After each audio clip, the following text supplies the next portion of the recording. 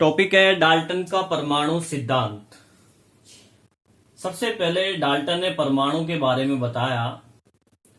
ये सिद्धांत इन्होंने जो है 1808 के अंदर दिया।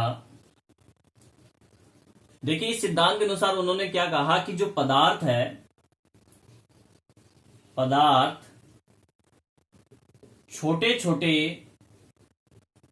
कणों से मिलकर बनता है। छोटे छोटे कणों से मिलकर बनता है। ठीक है, इन कणों को क्या कहते हैं? परमाणु। हिंदी में इनको परमाणु कहते हैं। महर्षि कणाद ने परमाणु नाम दिया था और डाल्टन ने इसे कहा एटम। क्या कहा? एटम। जैसे कोई भी पदार्थ है, ये पदार्थ मान लीजिए ये आयरन का टुकड़ा है, लोहे का एक बार है। अब ये लोहे का जो बार है ये छोटे छोटे कणों से मिलकर बना है। यूं छोटे छोटे कणों से जो है बहुत सारे छोटे छोटे कणे एक दूसरे के पास पास स्थित है। ठीक है ना, जो आंखों से दिखाई नहीं देते हैं, और ये सब मिलकर जो है एक साथ एक पदार्थ का निर्माण करते हैं, बहुत पास पास।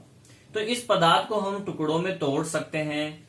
इस टुकड़े को फिर और तो विभाजित किया अपन ने, इसको फिर और ज्यादा विभाजित कर दें, फिर और विभाजित कर दें, और विभाजित कर दें, और विभाजित करते हैं। लास्ट में एक छोटा सा कण निकलता है जिसे क्या कहते हैं हम? परमाणु। जिसे ही क्या कहा जाता है? परमाणु। सेकंड बात उन्होंने क्या कहा? इन्होंने कहा कि एक तत्व के सभी परमाणु समान होते हैं। एक कोई तत्व है और उसके जितने भी परमाणु होंगे वो क्या होंगे?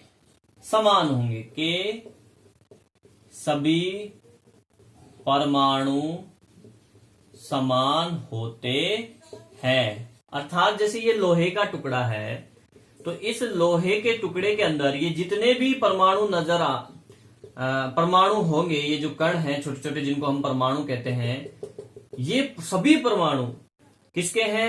लोहे के हैं। और ये सभी परमाणु गुणधर्म, भौतिक गुणधर्म हो, चाहे रासायनिक गुणधर्म हो, चाहे उनमें इलेक्ट्रॉनों की संख्या हो, चाहे उनमें प्रोटॉनों की संख्या हो, चाहे उनमें न्यूट्रॉनों की संख्या हो, ये सब क्या होंगे? इन सब परमाणुओं की आपस में समान होंगी, क्योंकि ये एक ही तत्व के हैं। ठीक है ना। थर्ड चीज उन्होंने बताई कि एक तत्व से जो अधिक तत्वों के परमाणु हैं, एक निश्चित अनुपात में सहयोग कर यौगिक का निर्माण करते हैं।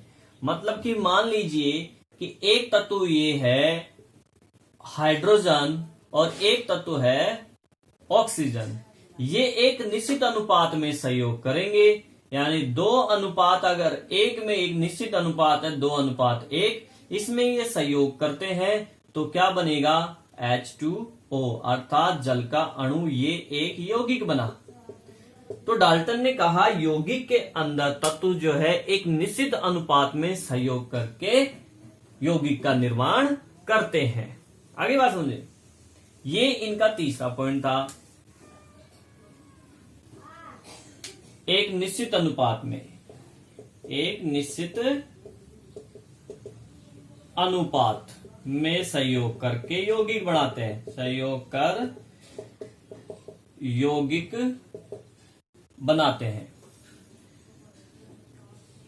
फोर्थ पॉइंट क्या है? इन्होंने कहा कि पदार्थ को ना तो बनाया जा सकता है और ना ही नष्ट किया जा सकता है। ना तो पदार्थ को खत्म कर सकते हैं अपन, ना ही कोई नया पदार्थ बना सकते हैं। ठीक है ना। ना तो नया पदार्थ बनता है और ना ही खत्म होता है, नष्ट होता है। केवल पदार्थ को एक रूप से दूसरे रूप में जरूर बदला जा सकता है। पांचवी बात देखो इन्होंने क्या बताई। इन्होंने कहा कि अलग अलग तत्वों के परमाणु भी अलग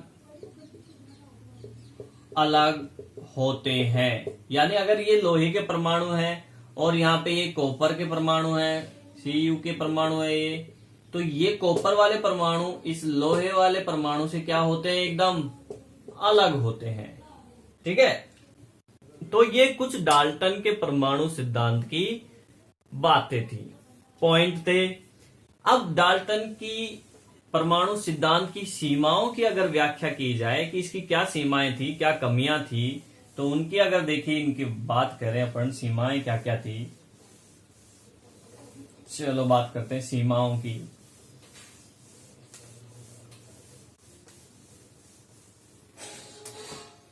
डाल्टन का परमाणु सिद्धांत की क्या सीमाएं, कमियां बोल दे चाहे आप इसको। इस डाल्टन के परमाणु सिद्धांत से अपन फर्स्ट पॉइंट जो है इनका, वो है गैलुसैक। गैलुसैक का जो आयतन का नियम है, आयतन संयोग, इस नियम को नहीं समझ सकते। डाल्टन के परमाणु सिद्धांत से गैलुसैक का आयतन नियम नहीं समझा जा सकता। सेकेंड चीज, डाल्टन ने क्या कहा कि पदार्थ के छोटे छोटे कणों से मिलकर, पदार्थ छोटे छोटे कणों से मिलकर बना होता है जिसे परमाणु कहते हैं।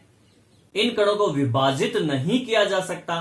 ठीक है, डाल्टन ने कहा कि इन कणों को विभाजित नहीं किया जा सकता, परंतु बाद की खोजों से पता चला कि जो परमाणु है उसको हम प्रोटॉन, इलेक्ट्रॉन और न्यूट्रॉन में विभाजित कर सकते हैं। यानी परमाणु के अंदर ये उप परमाणुीय कण बोलते हैं इनको, ये पाए जाते हैं।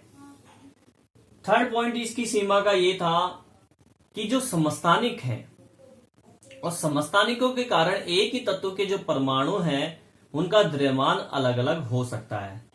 डाल्टन ने कहा कि एक ही तत्व के जो परमाणु हैं वो समान होते हैं। क्या होते हैं, एक दूसरे के समान होते हैं, एक ही परमाणु, एक ही तत्व के परमाणु। परंतु अगर ये बात समस्थानिकों पे लागू करें तो समस्थानिकों पर ये बात लागू नहीं होती है। समस्थानिकों के अंदर क्या होता है, जो परमाणु का द्रव्यमान होता है, द्रव्यमान वो अलग होता है, परमाणु का द्रव्यमान अलग अलग होता है, तभी तो उनको समस्थानिक कहते हैं। फॉर एग्जाम्पल, हाइड्रोजन एक तत्व है। अब इस तत्व के 3 समस्थानिक पाए जाते हैं, 1, 2 और 3, 1, 2, 3। ठीक है, इनका परमाणु क्रमांक, हाइड्रोजन का परमाणु क्रमांक तो एक ही है, ठीक है, परंतु इनका द्रव्यमान अलग अलग है। यहां पे इनका जो द्रव्यमान है 1, 2, 3, क्योंकि इलेक्ट्रॉनों की संख्या इसमें 0, 1, 2, न्यूट्रॉनों की संख्या इसमें 0, 1, 2 होती है, जिसकी वजह से इनका परमाणु द्रव्यमान 1, 2, 3 होता है, जबकि परमाणु क्रमांक तो सेम है। एक ही तत्व के अलग अलग, एक ही तत्व के जो परमाणु है ये, परंतु इनमें थोड़ा थोड़ा अंतर है, परमाणु द्रव्यमान में इनमें अंतर पाया जाता है। ठीक है, नेक्स्ट जो पॉइंट था इनकी सीमा का, वो था कि अलग अलग, इन्होंने, डाल्टन ने कहा कि अलग अलग तत्वों के परमाणु अलग अलग होते हैं, परंतु अगर हम बात करें समभारिकों में, समभारिकों में क्या होता है, अलग अलग परमाणुओं का द्रव्यमान समान होता है। ये जब अलग अलग तत्व हैं तो परमाणु द्रव्यमान समान होना ही नहीं चाहिए, अकॉर्डिंग टू डाल्टन के। तो डाल्टन यहां पे तो समभारिकों में समान होता है। जैसे कैल्शियम की बात करें तो कैल्शियम 20 नंबर पे आता है, इसका परमाणु द्रव्यमान 40 है। और आर्गन की बात करें, आर्गन 18 नंबर पे आता है और इसका परमाणु द्रव्यमान भी 40 है। तो यहाँ पे तत्व तो अलग है, ये कैल्शियम है, ये आर्गन है, लेकिन अगर इनके द्रव्यमानों को देखें तो इनमें समानता नजर आती है। नेक्स्ट पॉइंट है, डाल्टन ने कहा कि परमाणु एक निश्चित अनुपात में संयोग करके यौगिक का निर्माण करते हैं, परंतु ऐसा हमेशा नहीं होता। देखिए, अगर शर्करा का एग्जाम्पल लें अपन, तो शर्करा के अंदर आप देखिए एक सरल निश्चित सरल अनुपात नहीं होता है। इसमें क्या है, शर्करा का फॉर्मूला होता है C12H22 और O11। अब अगर इसका अनुपात अपन निकालें तो देखिए, इसका अनुपात अगर 2 से डिवाइड करेंगे तो 6, ये आ जाएगा 11 और ये 11, 2 से डिवाइड होगा नहीं, तो इससे ज्यादा और इसको और ज्यादा डिवाइड नहीं किया जा सकता, तो ये एक सरल अनुपात प्राप्त नहीं होता है। जबकि डाल्टन बोलता है कि परमाणु एक निश्चित सरल अनुपात में संयोग करके यौगिक का निर्माण करते हैं, परंतु सभी यौगिकों के लिए लागू नहीं होता। कुछ यौगिक ऐसे हैं जिनका अनुपात निश्चित और सरल नहीं होता। निश्चित तो हो सकता है लेकिन सरल नहीं होता है। इसके अलावा अगर बात करें तो ये सिद्धांत ये समझाने में भी असफल रहा कि अलग अलग जो तत्व हैं उनके परमाणु द्रव्यमान अलग अलग क्यों होते हैं, उनका आयतन अलग क्यों होता है, उनकी संयोजकता अलग क्यों होती है। ठीक है ना, यानी द्रव्यमान, आयतन एंड संयोजकता अलग अलग क्यों होती है, ये समझाने में भी ये असफल है। और इस सिद्धांत से हम यह भी नहीं समझ सकते कि परमाणु जो है, परमाणु किस प्रकार से अणु का निर्माण करते हैं, यानी कि परमाणु किस प्रकार से मिलकर अणु का निर्माण करते हैं। तो ये डाल्टन परमाणु सिद्धांत की सीमाएं हैं, कमियां हैं।